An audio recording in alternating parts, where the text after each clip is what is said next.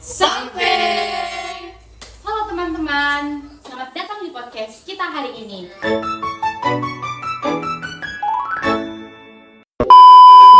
Nah, pada hari ini kita bakal ngobrol santai tentang sakramen yang ada dalam gereja Katolik. Mungkin beberapa orang udah tahu mengenai kata sakramen, tapi belum tentu mengetahui apa arti dari sakramen tersebut. Nah, betul banget tuh. Ada yang menganggap sakramen itu hanya tradisi gereja atau acara resmi saja. Nah, padahal sakramen itu kan sebenarnya adalah tanda kehadiran kasih dan kehadiran Allah dalam hidup manusia. Nah, melalui sakramen, Tuhan hadir dan menyertai manusia dalam setiap tahap kehidupan, mulai dari lahir, bertumbuh dalam iman, saat mengalami sakit, hingga membangun keluarga. Nah, betul sekali. Karena itu, sakramen itu bukan sekedar upacara, tetapi pengalaman iman yang membantu kita manusia semakin dekat dengan Tuhan.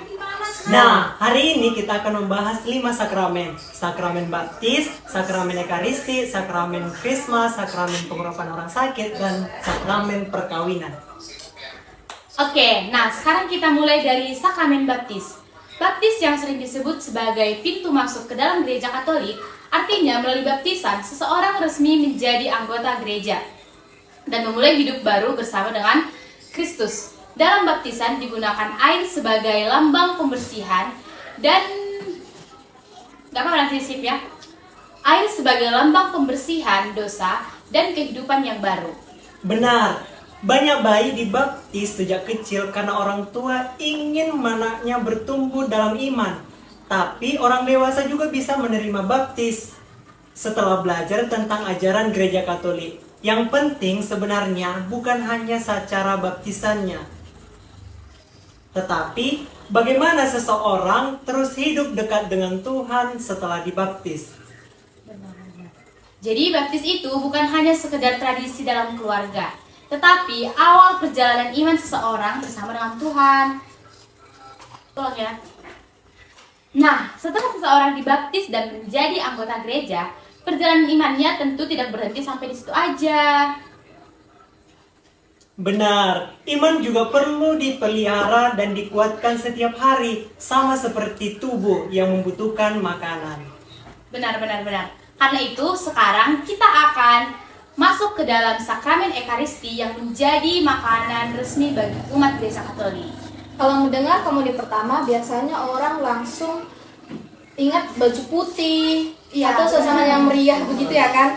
Padahal makna ekaristi itu jauh lebih dalam daripada itu. Dalam ekaristi, umat biasanya pasti menerima tubuh Kristus sebagai makanan rohani yang menguatkan imannya. Nah, iya, sama seperti tubuh kita yang pasti membutuhkan makanan supaya kuat, jiwa kita juga butuh kekuatan rohani seperti ulang. Iya, sama seperti tubuh kita yang membutuhkan makanan supaya kuat. Jiwa kita itu juga membutuhkan kekuatan rohani seperti komuni kudus. Nah, melalui ekaristi inilah kita diajak semakin dekat dengan Yesus. Karena itu, ekaristi disebut sebagai sumber dan puncak kehidupan gereja. Jadi, menerima komuni itu bukan hanya sebagai kebiasaan, tetapi momen perjumpaan kita dengan Kristus sendiri yang memberi kekuatan dalam hidup kita sehari-hari. Melalui ekaristi, umat semakin dekat dengan Yesus dan dikuatkan dalam iman. Nah, tapi Tuhan juga ingin agar iman kita itu terus bertumbuh dan menjadi semakin dewasa.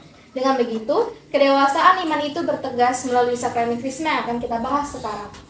Selanjutnya ada sakramen krisma yang sering disebut sebagai sakramen kedewasaan iman dalam gereja Katolik. Nah, dalam krisma, seseorang menerima pencurahan Roh Kudus karena semakin dikuatkan dengan pertolongan Roh Kudus untuk memperkuat iman yang sudah diterima saat sakramen baptis. Betul. Nah, kalau baptis itu kan seperti menanam benih iman. Maka krisma itu membantu iman kita agar bertumbuh semakin kuat. Orang yang menerima sakramen krisma dipanggil menjadi saksi Kristus dalam kehidupannya sehari-hari. Betul, sehingga itu artinya iman itu tidak hanya disimpan sendiri, tetapi juga diwujudkan lewat sikap, perkataan, dan tindakan baik kepada diri kita sendiri, sesama, maupun sama Tuhan. Benar-benar seperti itu. Jadi dalam sakramen Krisma itu Roh Kudus menguatkan kita sebagai umat Katolik supaya mampu menjadi saksi Kristus dalam kehidupan kita sehari-hari.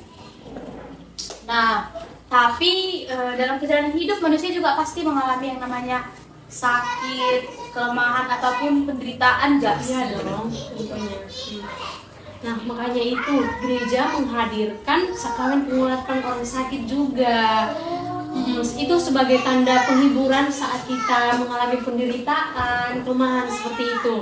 Dan itu Tuhan hadir pada kita yang sedang sakit untuk menghibur. Banyak orang masih salah paham tentang sakramen pengurapan orang sakit. Teman-teman, banyak orang masih salah paham tentang sakramen pengurapan orang sakit. Ada yang mengira sakramen ini diberikan kepada orang yang sudah dekat dengan kematian. Wow, padahal kan sebenarnya itu tidak begitu ya. Sakramen ini diberikan kepada orang yang sakit berat, lanjut usia, atau sudah mengalami kondisi yang kurang bagus. Tujuannya untuk memberikan kekuatan, penghiburan, dan harapan. Melalui sakramen ini, gereja hadir mendampingi mereka yang lemah agar tetap merasakan kasih Tuhan di tengah-tengah penderitaan yang dialaminya. Tadi kita sudah mendengar bagaimana Tuhan menguatkan orang yang sedang sakit dan menderita. Kasih Tuhan itu juga hadir dalam kehidupan keluarga dan sehubungan dengan istri dan suami. Nah, sekarang kita akan membahas sakramen perkawinan yang menjadi dasar pembentukan keluarga Kristiani. Ih, so sweet. Oh my gosh. Nah, dalam gereja Katolik, perkawinan bukan hanya tentang pesta meriah atau acara bahagia satu hari saja, seperti acara-acara seremonial. Perkawinan adalah janji suci antara pria dan wanita untuk saling mencintai dan setia seumur hidup. Nah, melalui sakramen ini, pasangan menerima rahmat dari Tuhan untuk membangun keluarga yang penuh kasih, pengertian, dan kesetiaan. Nah, jadi inti dari sakramen perkawinan ini bukan hanya saat hari pernikahan ini berlangsung, tapi bagaimana pasangan menjalani kehidupan bersama dan saling mendukung dalam suka maupun duka. Nah, kalau kita perhatikan semua sakramen ini sangat dekat ya dalam kehidupan manusia. Kayak menyangkut gitu loh. Ya kan, mulai dari lahir kita dibaptis, kita bertumbuh lewat ekaristi, lewat krisma, kedewasaan iman kita waktu kita dewasa, memperoleh kekuatan saat sakit, bahkan saat sakit pun kita dapat kekuatan begitu loh, sehingga membangun sebuah keluarga melalui sakramen perkawinan tadi. Nah, semua itulah yang menunjukkan bahwa Allah selalu hadir setiap tahap kehidupan kita. Semoga setelah mendengarkan podcast ini, kita semakin memahami bahwa sakramen bukan sekedar upacara, tetapi sebagai tanda nyata kasih Allah dalam kehidupan kita. Terima kasih sudah mendengarkan podcast kami. Sampai jumpa di episode berikutnya. berikutnya. God bless you. Bye. Sampai jumpa gitu aja. Iya, gitu aja. Ulang. Sampai jumpa gitu ya. Kok makin lama makin segini? Udah. Tadi kan segini kan? Udah. Sampai jumpa aja. Satu, dua, tiga. Sampai jumpa.